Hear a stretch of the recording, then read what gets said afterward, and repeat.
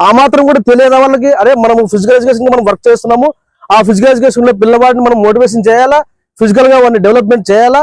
దాంతోపాటు నేను first develop గా ఉంటేనే వాళ్ళు డెవలప్ అవుతారని కూడా విషయం తెలియదు వాళ్ళకి. 3 నెలలు కష్టపడితే పోలీస్ జాబ్ కొట్టి ఈవెంట్స్ తో పోలీస్ జాబ్ కొట్టినోడు పీఈటీలో వాడు ఈవెంట్స్ పెడితే అట్లీస్ట్ 10 మార్కులు తెచ్చుకునేంత స్తోమత మనకి లేనప్పుడు వాడికి ఈ ఫీల్డ్ ఎందుకు, వాడు ఎందుకు రావాలి ఈ ఫీల్డ్ కి? వాడు అలాంటి ఫీల్డ్ వచ్చినప్పుడు ఇప్పుడు చాలా ఉన్నాయి, ఎస్జిటి ఉంది, స్కూల్ అసిస్టెంట్ ఉన్నాయి, జనరల్ ఎడ్యుకేషన్ చాలా ఉన్నాయి, చాలా రకాల ఎడ్యుకేషన్స్ ఉన్నాయి.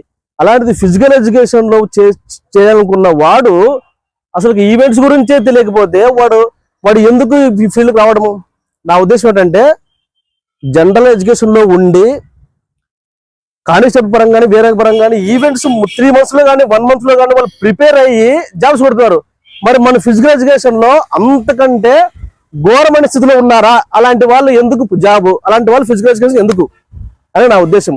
ఎవరైనా అడిగితే ఏదో చెప్పండి, కానిస్టేబుల్ కి ప్రిపేర్ అయ్యేవాడే 3 నెలల్లో ప్రిపేర్ చేసుకుంటున్నాడు, మనం చేసుకోలేకపోతున్నామే, అలాంటప్పుడు మనకి ఎందుకు ఫిజికల్ ఎడ్యుకేషన్? ఫిజికల్ ఎడ్యుకేషన్ మనకి ఎందుకు? 200% కంపల్సరీ గ్రౌండ్ లో పరిగెత్తించాలా, వాటిని మోటివేషన్ చేయాలా, మన ఆరోగ్యాన్ని కాపాడాలా. వీళ్ళు కాపాడుతున్నారా? ఎవరు కాపాడరు, కానీ మనం మాత్రమే కాపాడతాం.